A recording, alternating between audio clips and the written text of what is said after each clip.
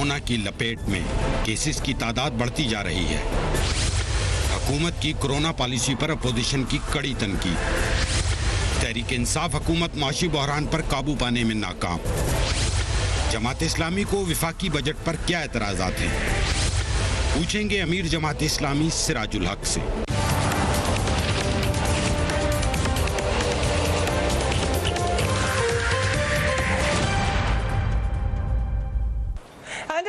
Welcome to the show. Pakistan Tehreek Insaf की हुकूमत के 2 साल मुकम्मल होने वाले हैं। इस दौरान अवाम को पे दर पे बहरानों का सामना रहा है। वज़ीर आज़म इमरान खान के दौर इक़्तिदार का आगाज़ ही मुआशी बहरान से हुआ। उसके बाद कभी चीनी का बहरान, कभी आटे का बहरान, कभी पेट्रोल का मसला, और अब मुल्क में हर तरफ कोरोना ने पंजे गाड़ दिए हैं। कोई शहर महल्ला इससे महफूज नहीं है। ऐसे में बजट पेश हुआ तो अवाम के लिए इसमें भी कोई रिलीफ नहीं था। जमात इस्लामी के सिराजुल हक ने कोरोना और मईशत के बहरान पर हुकूमत को कड़ी तनकीद का निशाना बनाया है। क्या कहा सिराजुल हक साहब ने? Let's watch him. और कुल बजट का 4.57% इन्होंने कोरोना वायरस के वबा के लिए ख़ास किया, जबकि पंजाब की हुकूमत खूब जानती है कि 11.25 करोड़ की आबादी में इस वक्त लाखों लोग कोरोना वायरस से मुतासर है। सिर्फ एक आपके लाहौर में 8 लाख से ज़्यादा लोग मुतासर है और ये आग पूरी तरह अब पेल गई है। ऐसे में हुकूमत से यही तवक्को थी कि वो बाकी मसाइल की बजाय इसी तरफ खुसूसी तौर पर तवज्जो देंगे। सहाफ़ी मर रहे हैं, हमारे डॉक्टर्स मर रहे हैं, शहीद हो रहे हैं। सिराजुल हक ने बजट और कोरोना के हवाले से जिन निकात पर तवज्जो दिलाई है, इस पर एक निगाह डालते हैं। बजट में सेहत, तालीम और आवाम की फलाह बहबूद के फोकस के बजाय IMF के मुतालबात पूरे किए गए हैं। हुकूमत की गैर संजीदगी का ये सबूत है कि कोरोना वबा को 3.5 माह हो गए हैं, मगर एक बार भी मुल्क की सियासी जमातों से कोई मुशावरत नहीं की गई, ना उनसे रब्ता किया गया। अंधी, गूंगी और बहरी हुकूमत ने कौम के लिए 3 माह ज़ाया कर दिए। अब कोरोना जंगल की आग की तरह फैल रहा है। चीनी, आटा चोर और लैंड माफिया कल भी हुकूमत में मौजूद था और आज भी हुकूमत में शामिल है। कोरोना के खिलाफ सफ़े अव्वल में लड़ने वाले डॉक्टर्स को भी हुकूमत ने कोई जानी और माली तहफ़्फ़ुज़ नहीं दिया। कोरोना का इलाज करने वाले 40% डॉक्टर्स और तिब्बी अमला खुद और उनके ख़ानदान कोरोना का शिकार हो गए हैं। हुकूमत बार बार मुतालबे के बावजूद डॉक्टर्स को हिफाजती लिबास, आलात और अद्वियात मुहैया नहीं कर सकी। मरकज़ और पंजाब में सेहत का बजट बढ़ाने के बजाय उसे कम कर दिया गया है। मुल्क के तमाम हस्पताल मरीजों से भर चुके हैं। किसी हस्पताल में मजीद बेड और वेंटिलेटर्स मौजूद नहीं हैं। ज़रूरी अद्वियात मार्केट से गायब कर दी गई हैं। चंद हज़ार रुपए वाली अद्वियात की कीमत लाखों में पहुंच गई है। ये वो सीधा पॉइंट्स हैं जो कि सिराजुल हक साहब ने उठाए। आज हमारे साथ अमीर जमात इस्लामी सिराजुल हक साहब मौजूद हैं।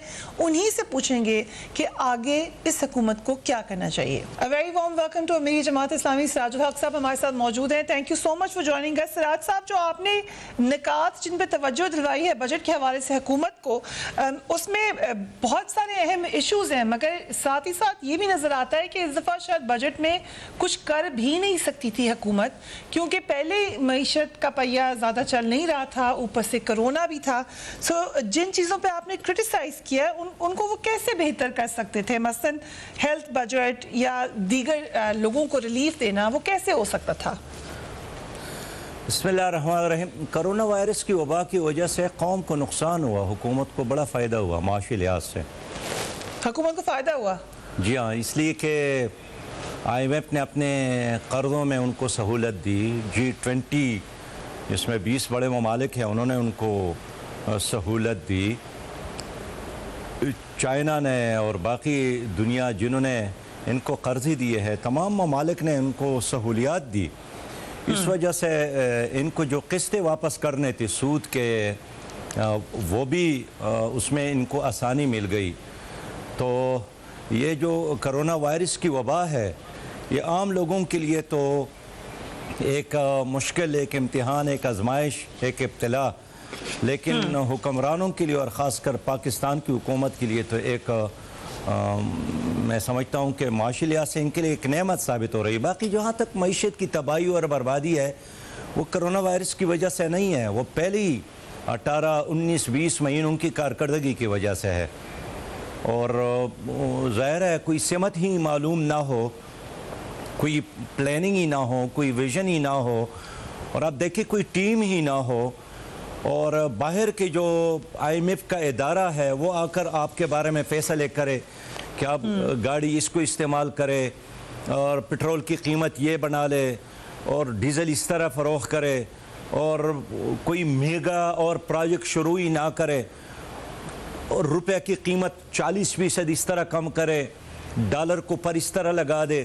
तो पहले तो वहाँ में डिक्टेशन देते थे, IMF वाले डिक्टेशन देते थे, लेकिन इस बार तो उनको भी कोई दिक्कत या कोई मुश्किल नहीं रही, इसलिए कि वो ख़ुद ही बैठ गए और उन्होंने ख़ुद ही फैसले के जो कुछ करना था।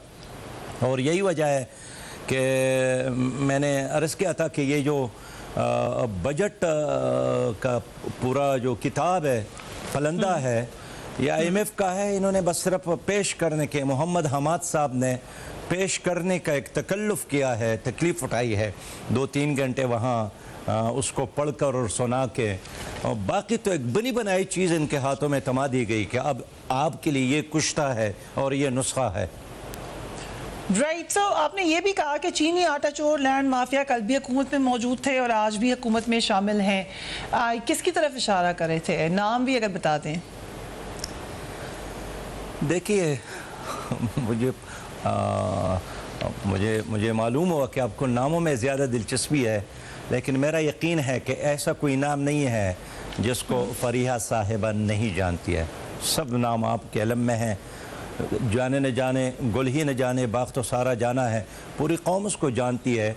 उनमें वज़रा भी है, उसमें मशीर भी है, उसमें सारे वो लोग शामिल है जो इस वक्त सूबाई हुकूमत और मरकज़ी हुकूमत में शामिल है। लेकिन ये आज का नहीं है, यानी ये मैं इंसाफ की बात करता हूँ कि जो लैंड माफिया है या शुगर माफिया है या आटा माफिया है, ये आज का नहीं है, ये हर हुकूमत में यही लोग होते हैं, और यही लोग होते हैं जो हुकूमतें बनाते हैं, उन पर खर्च करते हैं, इन्वेस्टमेंट करते हैं। ये उनका एक कारोबार है, किस हुकूमत को लाना है और फिर 1 रुपया को 1000 में बदलना है, ये उनका जॉब है, ये उनके स्पेशलाइजेशन है। तो इसलिए सिर्फ PTI की हुकूमत पर आप ये इल्ज़ाम नहीं लगा सकते हैं कि शुगर मेपिया ने चूँकि हुकूमत बनाई थी इसलिए अब हक बजानिब है। यही लोग हैं जो पहली भी हुकूमतों को बनाते हैं और फिर फ़ायदे उठाते हैं, आवाम को नचोड़ते हैं, आपके जेब पर, मेरे जेब पर, गरीब आदमी के जेब पर ये हमलावर होते हैं, और 100 पर्दों में फिर ये महफूज रहते हैं। इसलिए मैं समझता हूँ कि शुरू ही से हमने यही कहा था कि जो शुगर माफिया है वो उसमें कोई गरीब आदमी, कोई दहकान, कोई ड्राइवर, कोई मज़दूर, कोई आपकी तरह एंकर, कोई आम पाकिस्तानी शामिल नहीं है। ये वही लोग हैं जो दाएं और बाएं वज़ीर आज़म साहब के पास हर वक्त मौजूद होते हैं। अब देखें, एक आदमी के बारे में अदालत ने फैसला किया है कि ये नाअहल है। अदालत का फैसला ठीक है या गलत है, लेकिन एक फ़ैसला तो है ना। उसके बावजूद भी माशाल्लाह एक तवील अरसे तक वो एक नायब वज़ीर आज़म की तौर पर रहे, बयानात देते रहे, पॉलिसी स्टेटमेंट देते रहे, फैसलों में शरीक होते रहे। इसका मतलब यही है कि ये एक ऐसा माफिया है जो इन इदारों के रग रग में और इन सियासी पार्टियों के अंदर भी मौजूद है।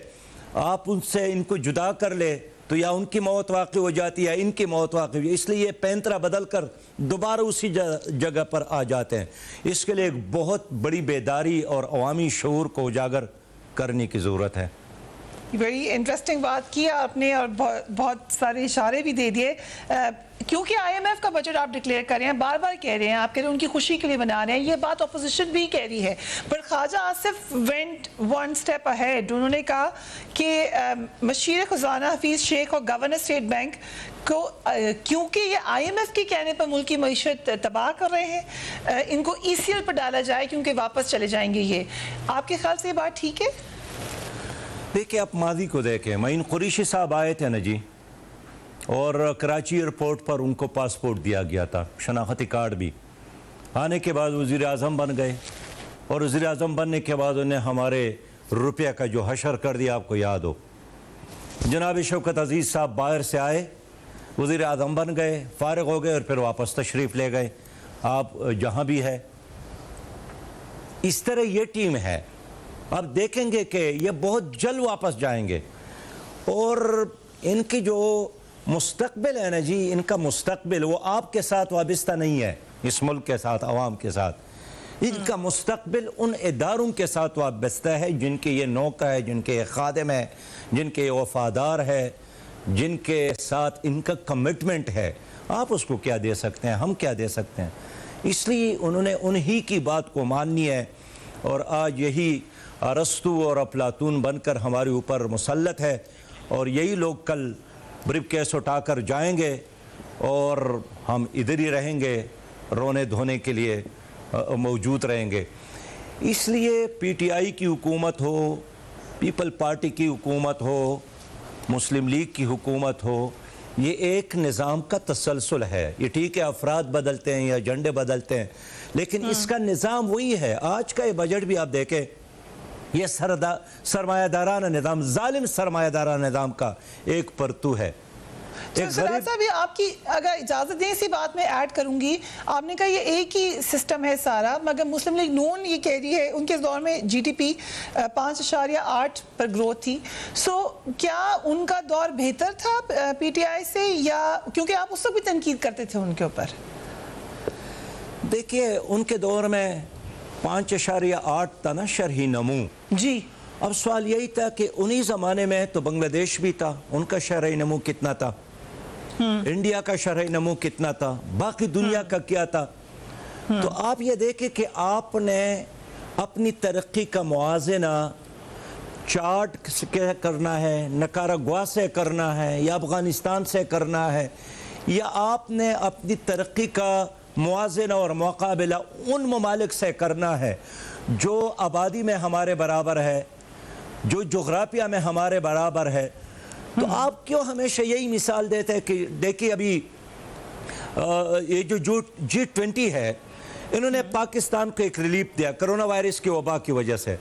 हमारी हुकूमत बड़ी खुश हो गई कि देखिए हमारे वज़ीर आज़म की विजन को G20 ने हमारे बारे में पैसा लग किया। अब उसी लिस्ट में आप देखें तो चाड है, निकारागुआ है और पाकिस्तान है। तो क्या हमने अफ्रीका के गरीब ममालिक के साथ अपनी तरक्की का मुआजना करना है, या हमने दुनिया के उन तरक्की याफ्ता ममालिक के साथ मुकाबला करना है? मैं इसलिए कहना चाहता हूँ कि ये तो पीटीआई का कमाल ज़रूर है कि 5.8 से वो चिल्लांग लगाकर 2.3 पर ले आए और 3.2 से अब चिल्लांग लगाकर वो 0.4 पर ले आए। और आप भी जानते हैं कि 0.4 से उस तरफ शायद कोई और फिगर भी आपको ना मिले। तो जितनी पस्ती का आखिरी जगह है उस पर उसमें उस वक़्त आपकी मईशत उन्होंने डाली है।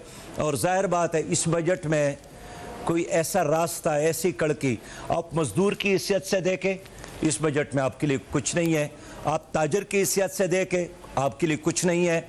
आप दुकानदार की हैसियत से देखें, आप काश्तकार की हैसियत से देखें, आप एक नौजवान की हैसियत से देखें, 2 अरब पाकिस्तान के नौजवानों के लिए रखे गए हैं, जहाँ 65% आबादी नौजवानों की है, 65%। और वज़ीर आज़म साहब ने कहा था कि हमारा असल सरमाया वो हमारा नौजवान है, उसके लिए 2 अरब, यानी अगर आप रेवड़ियाँ भी तकसीम करना चाहे 2 अरब का, तो वो रेवड़ियाँ भी नौजवानों को नहीं मिलेंगे, 5-5 रेवड़ियाँ भी नहीं मिलेंगे। इसलिए मैं समझता हूँ कि एक गपशप के अंदाज में उन्होंने बजट को बनाया और पेश किया है।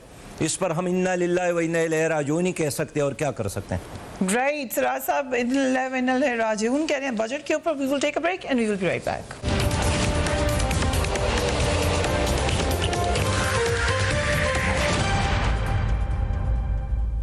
बिड नहीं है, आपके लाहौर में बिड नहीं है, लेकिन कल भी वज़ीर आज़म साहब ने अपने हॉस्पिटल को बेहतर बनाने की बजाय, वेंटिलेटर्स के इंतज़ामात की बजाय, ऑक्सीजन सिलेंडर देने की बजाय, ज़िंदगी बचाने के अद्वियात का अहतमाम करने की बजाय असल जो इशू छोड़ा है वो 18वें आईनी तरमीम है। और देखिए वज़ीर आज़म वहाँ गए, हमारा भी पीपल पार्टी के साथ 1000 इख्तिलाफात, लेकिन कभी भी मैंने ये नहीं देखा कि एक वज़ीर आज़म कहीं पर जाता है और वो इतने अहम मीटिंग्स में जो सूबे के आवाम के हवाले से हैं वो वज़ीर आला को नहीं बुलाते।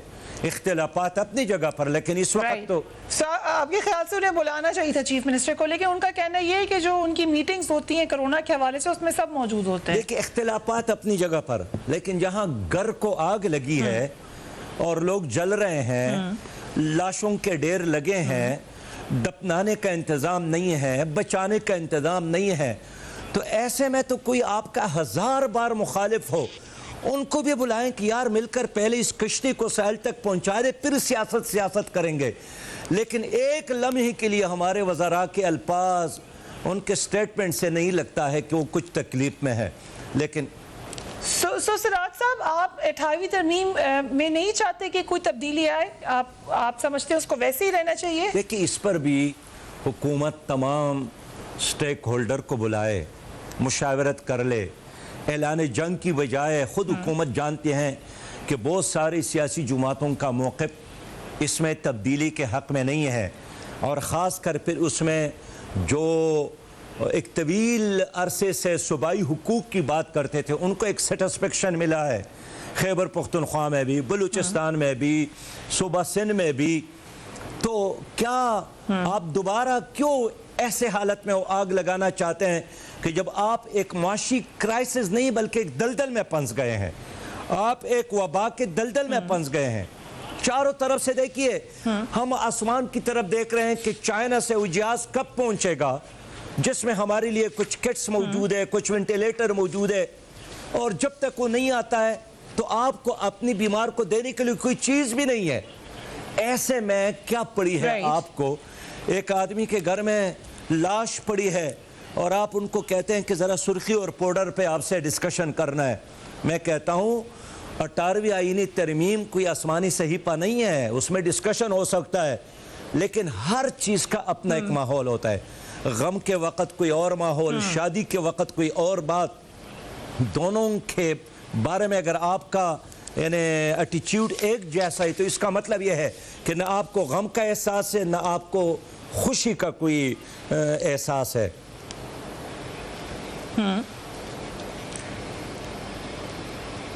सिराज साहब, आप तो पीटीआई की गवर्नेंस के तरीके को अच्छे तरीके से जानते हैं, आप एलआई रहे हैं उनके साथ खैबर पख्तूनख्वा में।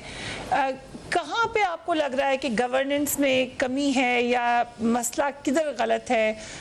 अक्सर लोग कहते हैं प्राइम मिनिस्टर ठीक हैं, टीम ठीक नहीं है, कुछ लोग कहते हैं सिस्टम ठीक नहीं है, इनएक्सपीरियंस है। आपकी क्या राय है? इससे ज़्यादा सही राय खुद पीटीआई के अपने लोगों की है, जो कहते हैं कि हमारी इख्तियारात नहीं है, जो कहते हैं कि हमें एक बना बनाया प्रोग्राम दिया जाता है, जो कहते हैं कि हमें एक बना बनाया स्टेटमेंट दिया जाता है कि आप इसको डिलीवर करें, और रात को टीवी पर जाने के लिए, चैनल पर जाने के लिए उनको तैयार मवाद मिलते हैं कि आपने उस पर ये बात करनी है, उस पर ये इल्ज़ाम लगाना है, यहाँ ये शोर मचाना है, यहाँ ये आपको पीटीआई के मेंबर्स ने बताया है कि उनको बना बनाया कहते हैं कि हमें कोई ज़्यादा मेहनत की ज़रूरत नहीं है, इसलिए कि हमें वो जो ज़बरदस्त गैबी तायीद हासिल है उसकी वजह से हर काम हमारा खुद ब खुद चलता है।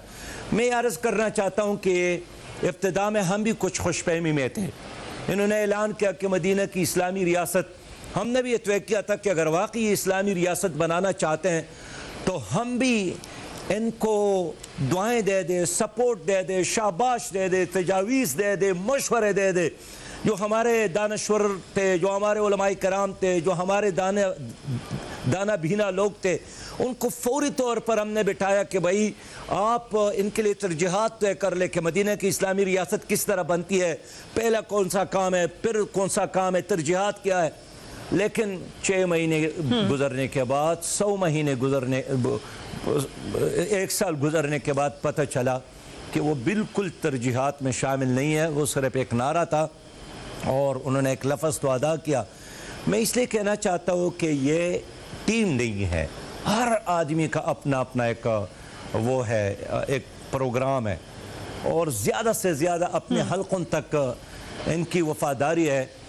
और यही वजह है कि आज 22 महीने गुजरने के बाद भी अब हुकूमत के साथ रोनो देनों के अलावा और कोई चीज़ नहीं। देखिए ये एक वक़्त तक की बात चलती है कि गुज़श्ता हुकूमत ने हमारे लिए घन छोड़ा है, अभी तो हम ये घन साबित कर रहे हैं। यही बात परवेज़ मुशर्रफ साहब कहते थे, यही बात नवाज शरीफ साहब कहते थे, यही बात जनाब जरदारी साहब कहते थे, यही बात ज़ियाउल हक कहते थे। जो भी हुक्मरान आते और 10-10 साल हुक्मरानी के बाद भी वो यही बात करते हैं कि वो घन इतना ज़्यादा था कि मैं उसको साफ नहीं कर सका। मैंने हुक्मरानों को आखिरी लम्हे में रोते वक्त देखा है जो अपनी नाकामी का एतराफ़ करते हैं। अब 22 महीने हो गए, इनके साथ सिर्फ एक ही बात है कि जनाब गन बहुत ज़्यादा था इसलिए हम साफ नहीं कर सके, अभी हम इसमें लगे और 5 साल बाद भी यही बात करेंगे कि जनाब गन बहुत ज़्यादा था। अब इसके बाद जो हुकूमत आएगी वो भी यही। इसलिए मैं अब ज़्यादा गिला भी नहीं करता हूँ, इसलिए कि इस हुकूमत से ज़्यादा तवक्कुआत भी नहीं है, बस एक ग्राउंड रियलिटी के तौर पर मौजूद है और न कुछ करती है न कुछ कर सकती है, न कुछ बयानिया है इसका। और इसलिए ज़्यादा अब आवाम को भी ज़्यादा गिला नहीं करना चाहिए, इसलिए कि हमने बहुत करीब से देखा सारे मामलात को। Right. We have to go on a break and we will be right back.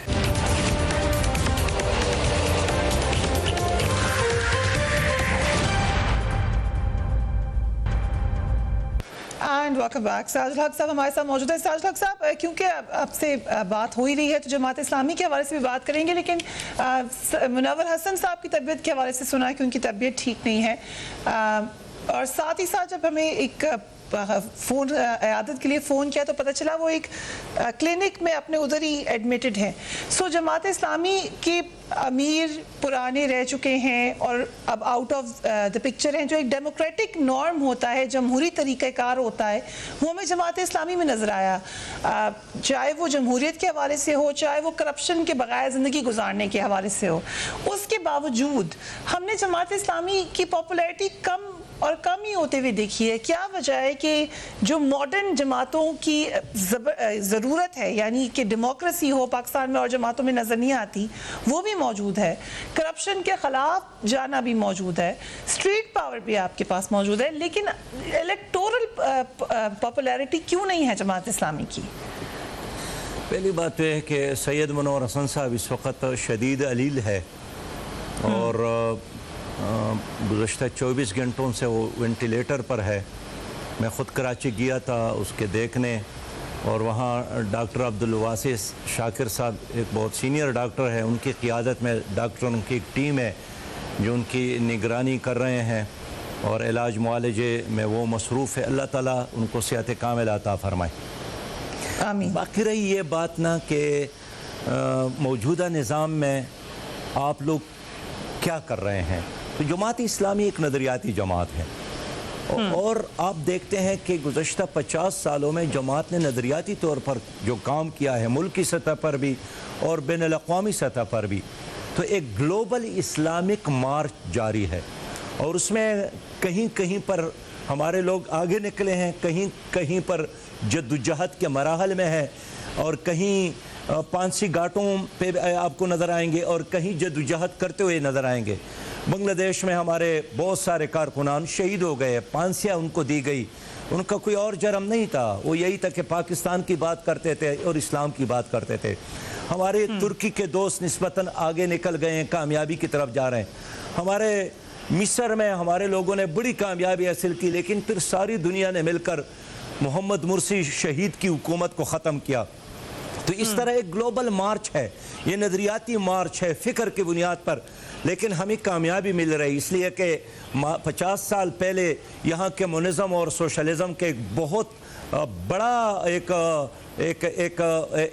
Reality के तौर पर लोग ले रहे थे, लेकिन अब वो अजायब घर में मौजूद है, वो नज़रिया और वो हाल में आपको नज़र नहीं आए। इसी तरह आप देखते हैं कि सरमाएदाराना निज़ाम के ख़िलाफ़ जमात इस्लामी ने बात की, सैयद मौदूदी रहमतुल्लाह अलैह ने बात की, और आज जो सरमाएदाराना निज़ाम का गढ़ है अमेरिका में, वाशिंगटन में, वहाँ ख़ुद लोग सरमाएदाराना निज़ाम के ख़िलाफ़ जलसी जुलूस करते हैं। बल्कि आपने देखा होगा कि वर्ल्ड बैंक जो सरमाएदाराना निज़ाम की चाबी है, लोग अपने ट्रकों में गोबर डालकर उनके साहब अगर इजाजत है, पाकिस्तान पाकिस्तान में आ जाए ना, ये तो ठीक है ग्लोबल पिक्चर आपने दिया, पर पाकिस्तान में जमात इस्लामी सिराजुल हक साहब की जिम्मेदारी है। मेरी बात सुने, लोग गोबर डालकर ट्रकों में वहां लाते हैं और उन दफातर के सामने गोबरों के ढेर लगाते हैं गोबर का कि ये सरमायादार निज़ाम हमें नहीं चाहिए।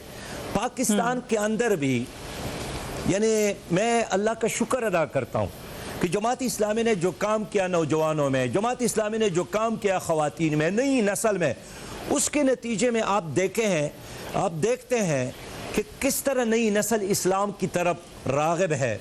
मसाजिद में आपको नौजवान नज़र आएंगे, यूनिवर्सिटियों में, कॉलेजेस में आपको वो लड़कियां नज़र आएंगी कि जो अल्हम्दुलिल्लाह इस्लाम पर फ़ख्र करती है, बापर्दा रहती है और नबी मेहरबान सल्लल्लाहु अलैहि वसल्लम के साथ अपना इश्क और मोहब्बत का इजहार करती है। ये हमारी कामयाबी है। जहाँ रही बात इसमें कि आम आदमी से पूछे तो वो भी आप कहेंगे कि हाँ इस्लाम एक निज़ाम की तौर पर है। ये बात आज से कुछ अरसा पहले लोग नहीं जानते थे।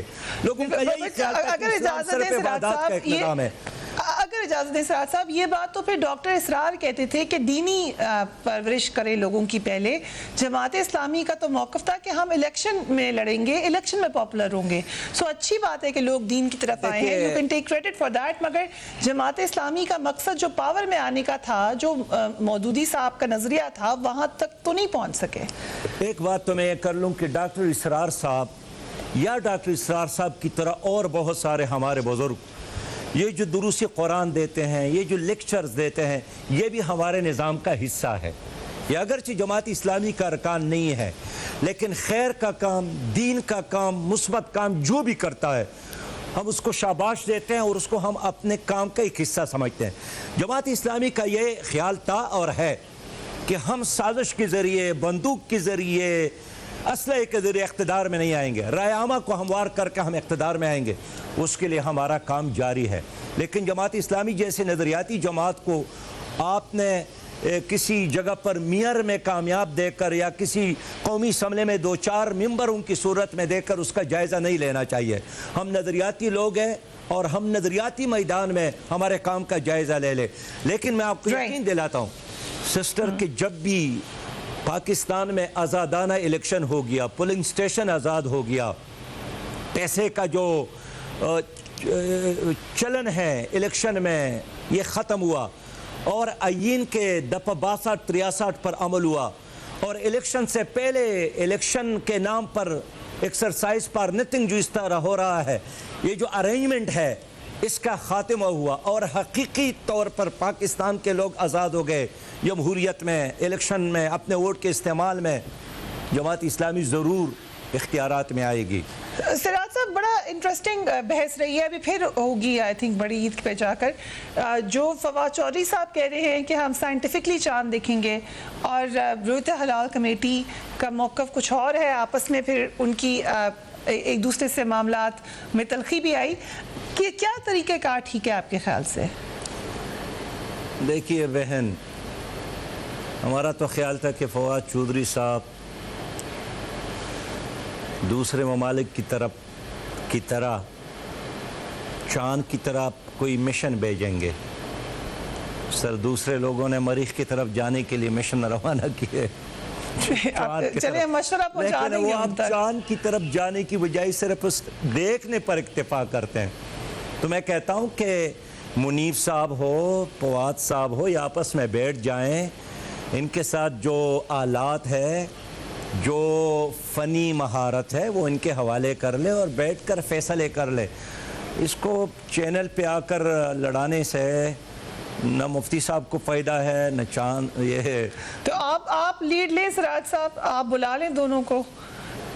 आप जमात इस्लामी से ले सकती है लीड इस हवाले से कि मामलात उन के आपस में तय करा दें।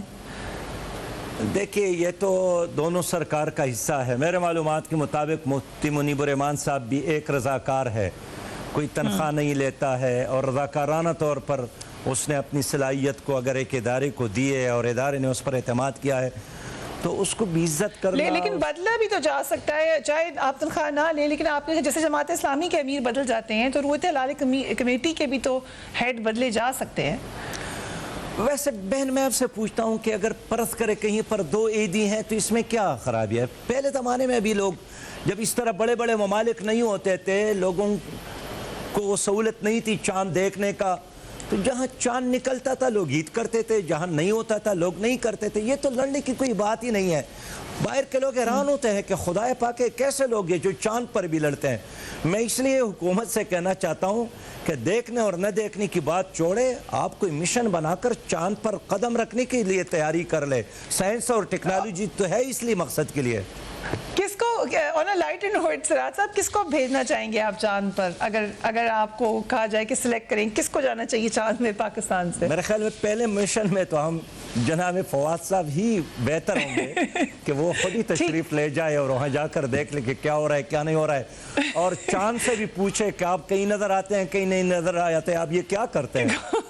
यस, बड़ा इंटरेस्टिंग आपने सजेशन दिया। Thank you so much Sirajul हक साहब वक्त देने के लिए। अहम बातें की हमने अमीर जमात इस्लामी से। Do give me your feedback. अपना अपने घर वालों का ख्याल रखिए। अल्लाह हाफिज़।